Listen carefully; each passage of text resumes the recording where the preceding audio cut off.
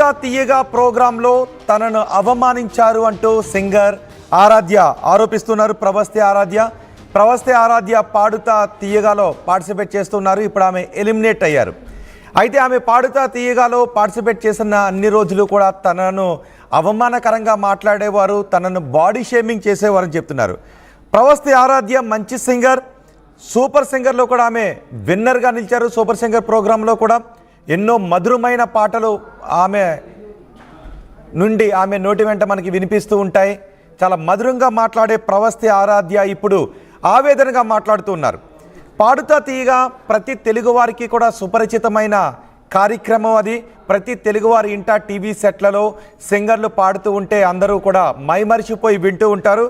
ఇప్పుడు చంద్రబోస్, కీరవాణి, సునీత ఈ కార్యక్రమంలో జడ్జెస్గా ఉన్నారు. చరణ్, ఎస్పి బాలసుబ్రహ్మణ్యం కుమారుడు చరణ్ హోస్ట్గా ఉన్నారు.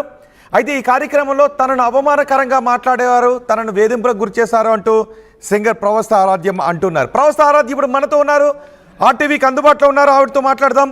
ప్రవస్తే ఆరాధ్య గారు నమస్తే అండి. నమస్తే అండి. ప్రవస్తే ఆరాధ్య గారు, మీరు రిలీజ్ చేసిన వీడియో చూసాం, ఒక్కసారిగా ఆశ్చర్యపోయాం. చంద్రబోస్, కీరవాణి, సునీత ఇంత అవమానకరంగా నాతో మాట్లాడారు, నాతో ప్రవర్తించేవారు, వేధించేవారు అంటే ఒక్కసారిగా ఆశ్చర్యపోయాం. నిజమా మీరు చెప్తున్నది? అసలు ఏం జరిగింది పాడుతా తీయగాలో?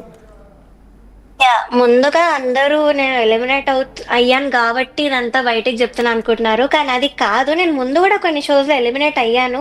అప్పుడు నేనేమి ఇలా వీడియో చేయలేదు. ఎందుకు చేస్తున్నానంటే అక్కడ అంత అన్యాయంగా ఎలిమినేట్ చేశారు కాబట్టే నేను చేస్తున్నాను, అంతేగాని ఊరికి ఎలిమినేట్ చేశారని కోపం మీద అయితే కాదు.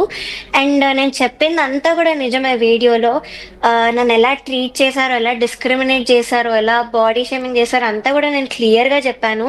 సో ముందు ఆడియన్స్ టాలెంటెడ్ పర్సన్స్ ని దేవుళ్ళ చూడడం ఆపాలి first of all. Because talent ఎంత ఉన్నా కూడా ఆ క్యారెక్టర్ ఎలా ఉందో దాన్ని బట్టి కూడా ట్రీట్ చేయాలి మనుషుల్ని.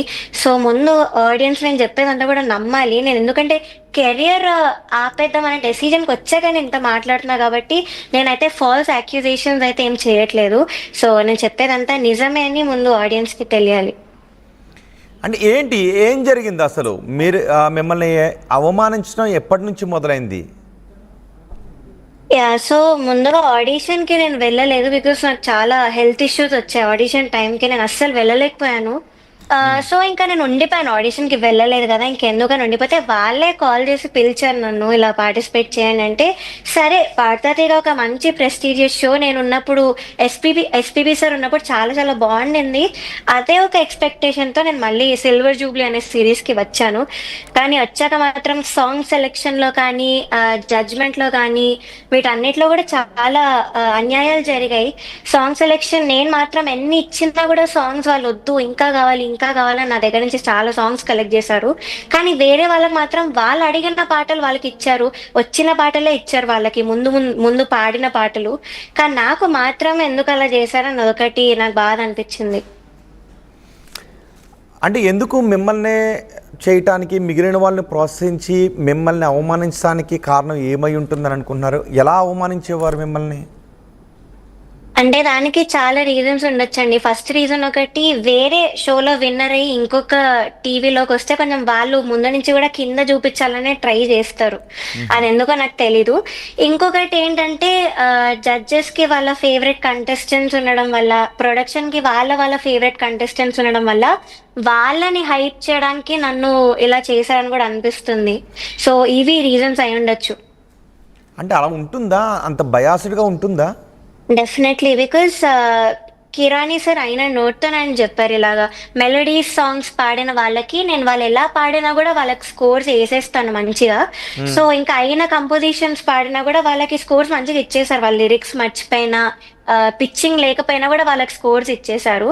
అది ఆయన నోట్తో ఆయనే చెప్పారు అక్కడ. సో మెలోడీ సాంగ్స్ అనేది వీళ్ళ ఫేవరెట్ కంటెస్టెంట్స్ కి ముందు నుంచి కూడా ఇచ్చుకుంటూ వచ్చారు. నేను మాత్రం ఎన్నిసార్లు అడిగినా కూడా నాకు మెలోడీ అనేదే రాలేదు. మీరు అడిగినా కూడా మీకు మెలోడీ సాంగ్స్ ఇచ్చేవారు కాదు. అంటే మీరు మెలోడీ బాగా పాడతారు కాబట్టి నెక్స్ట్ రౌండ్ లో చూసుకుందాం అని చెప్పి నాకు ఇవ్వలేదు. ఓకే, అంటే మీరు ఆల్రెడీ సూపర్ సింగర్ విజేతగా ఉన్నారు కాబట్టి మీరు మెలోడీస్ బాగా పాడతారు. సో మిమ్మల్ని ఇక్కడ తగ్గించాలన్న ఉద్దేశంతో ఇలా ప్రవర్తించేవారని అనుకుంటున్నారా? అవును. డెఫినెట్లీ అదే అనుకున్నా. మ్మ్. అంటే ఏమనివ్వరు ఒక్కొక్కరు? మీరు ముగ్గురుపై ఆరోపణలు చేశారు, చంద్రబోస్, కీరవాణి, సునీత. పోనీ ఏ ఒక్కరు ఉంటాను కాదు, ముగ్గురు మీద కూడా మీరు ఆరోపణలు చేసేటప్పుడు ఒక్కసారిగా నివ్వెరపై చూడాల్సి వస్తుంది. అంటే చంద్రబోస్ నుంచి ఏ విధమైన ఇబ్బంది కలిగేది మీకు ఒక్కొక్కరి నుంచి తీసుకుంటే? ఫస్ట్ నేను సునీత గారి గురించి మాట్లాడాలి. బికాజ్ మీరు ఒక్కసారి అందరు ఆడియన్స్ కూడా ఒక్కసారి గమనిస్తే ఫస్ట్ ఎపిసోడ్ నుంచి కూడా నేను ఎప్పుడైతే స్టేజ్ మీదకి ఎంట్రీ ఇచ్చానో అప్పటి నుంచి ఆవిడ ఒక కోపం, విరక్తి వచ్చిన ఫేస్ పెట్టేవాళ్ళు నన్ను చూసి. అది చాలా మంది నన్ను అడిగారు కూడా ఇన్స్టాగ్రామ్ లో, వెల్ విషర్స్ కానీ యూట్యూబ్ లో కానీ కామెంట్స్ కూడా వచ్చాయి, ఎందుకు ఇలాగా ప్రవస్తి రాగానే ఎందుకు అలా ఫేస్ పెడుతున్నారు అని. అయినా నేను డిఫెండ్ చేశాను, బికాజ్ నాకు అప్పటికి తెలియలేదు. వీళ్ళు ఏదో ఊహించుకుంటున్నారులే, అలా ఏం కాదు, ఆవిడ ఎందుకు అలా చేస్తారో నేను ముందు నుంచి అనుకున్నాను. కానీ ఎప్పుడైతే నేను అంతరామమయం పాడే ముందు సౌండ్ చెక్ కి నించున్నాను స్టేజ్ మీద, అప్పుడు నేను ఇన్ ఇయర్స్ పెట్టుకున్నానండి. సో ఇన్ ఇయర్స్ పెట్టుకున్నాను, ఆవిడ దగ్గర ఒక మైక్ ఉంటుంది, ఆ మైక్ ఆన్ లో ఉంది, అది ఆవిడకి తెలీదు. సో నాకు అన్ని వినిపిస్తున్నాయి ఇన్ ఇయర్ లో.